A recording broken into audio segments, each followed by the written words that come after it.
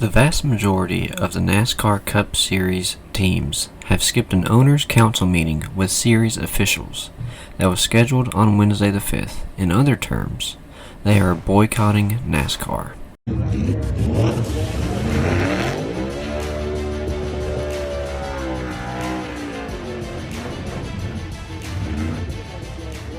Welcome back everyone to NASCAR Nation.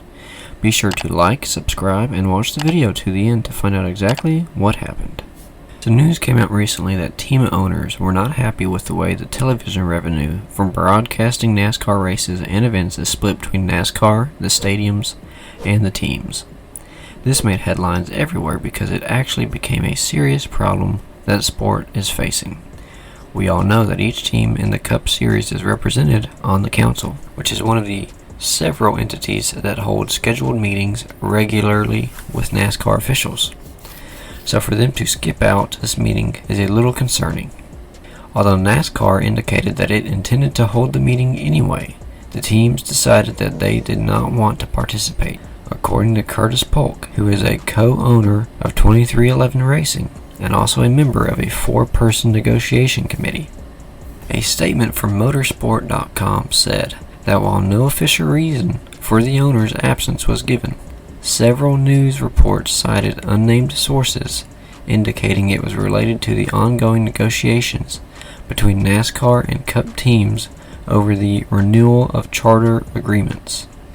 You might be wondering, how does the NASCAR television contract work? Teams currently earn 25% of the money gained from NASCAR's television contract with Fox and NBC. These channels are shelling out an average of approximately $800 million each season, and the NASCAR governing body has plans to raise that figure starting in 2025. Keep in mind, tracks are the major beneficiaries of this deal, as they receive 65% of the money while NASCAR itself gets 10%.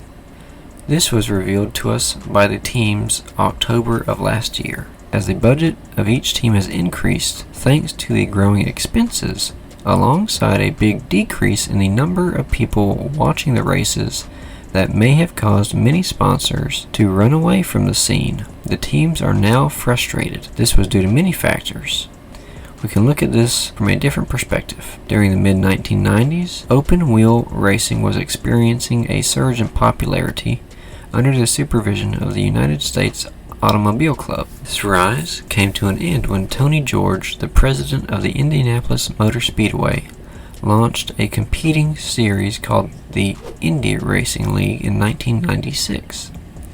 The split between CART and the IRL was a complex issue, and much occurred in the following 15 years until the emergence of the IndyCar series.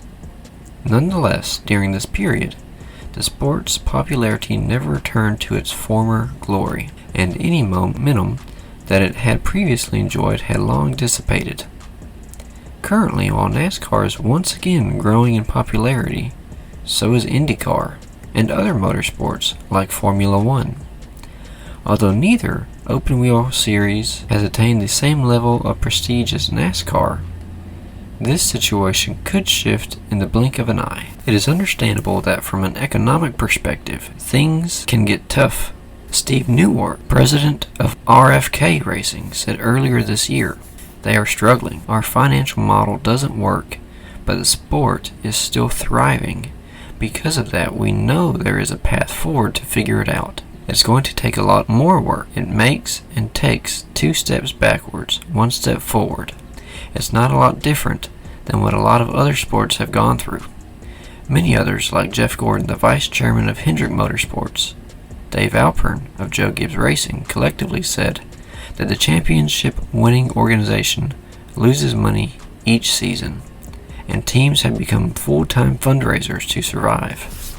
So it seems that in the second year of NASCAR's new Cup Series car, the teams are requesting a large percentage of the revenue derived from the television contract.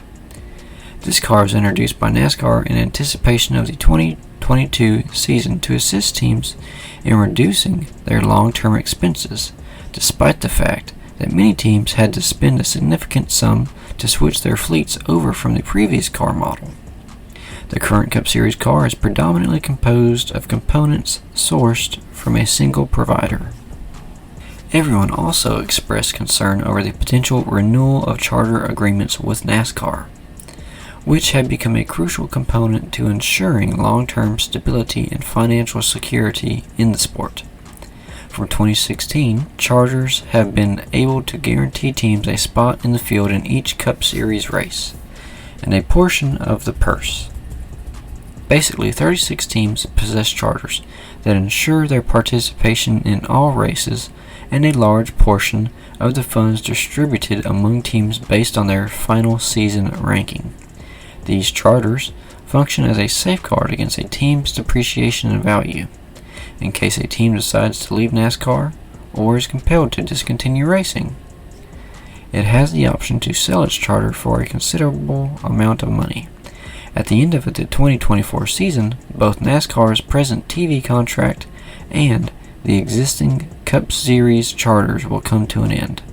That said, a representative of the team negotiating committee said that the group, which presented NASCAR a 7-point proposal last year to change its business model that was rejected, would have no formal statement.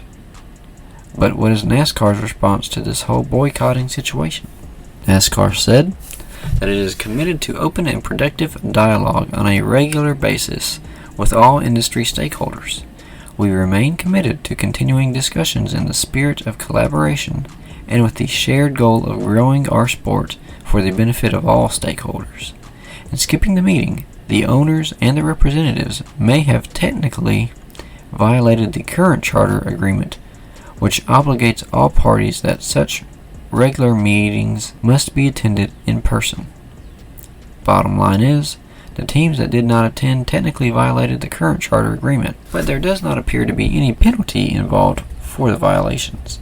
A NASCAR representative has confirmed that all of the current charter members were given until February 2023 to signal their desire to renew their individual agreements. The current charter agreement indicated that the negotiating window is during the final 6 months of the 2023 season.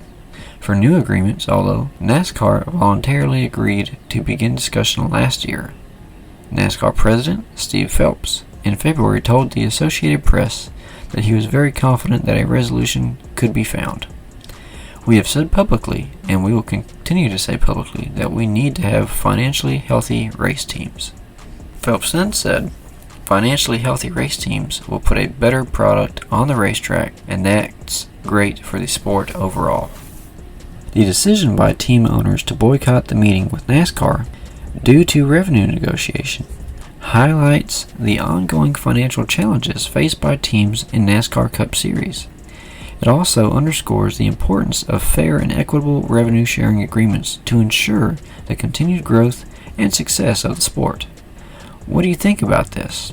Share your thoughts in the comment section down below, and don't forget to like the video and subscribe with the notification bell on so you don't miss the next NASCAR Nation news update. Sponsored by Credit One Bank, and make a mark on wish to come all the way back through the tri-oval.